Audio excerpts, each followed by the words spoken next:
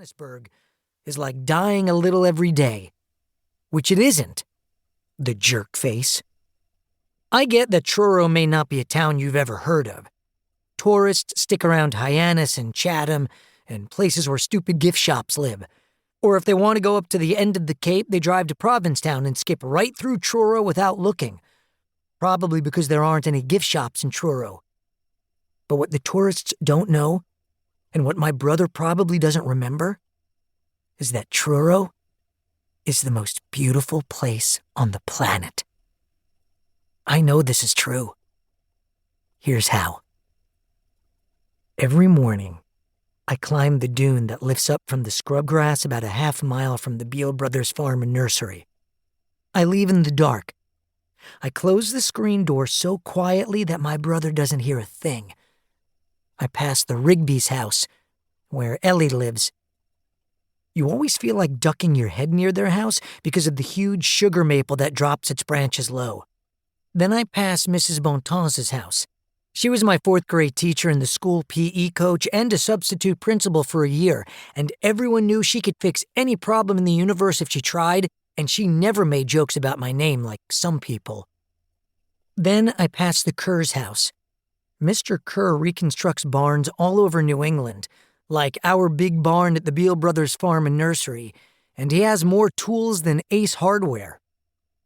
Then I pass the two summer people houses that used to get rented out all the time, except now only one does sometimes, and the other has a broken window and a huge hole in the roof, and together they let more rain and snow and stray cats inside than you want to know about.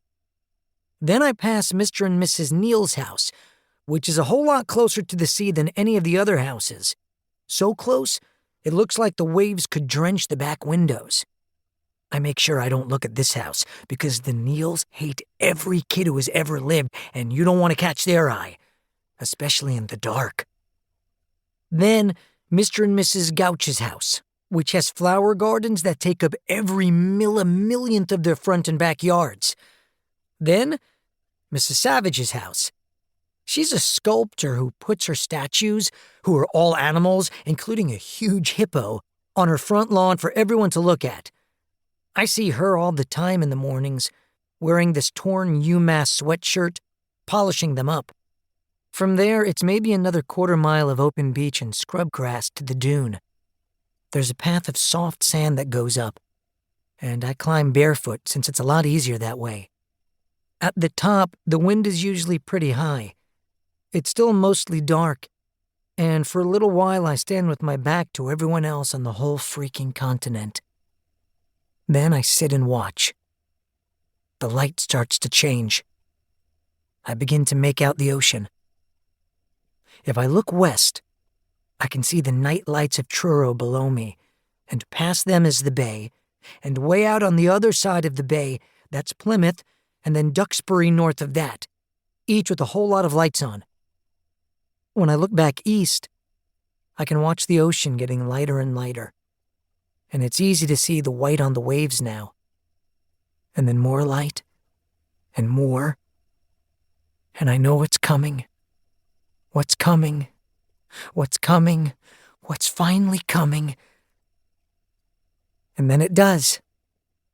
The sun shrugs over the edge of the globe, and the beams rush toward me through all that dark of space, and they hit me full on like the lights of a pickup truck that...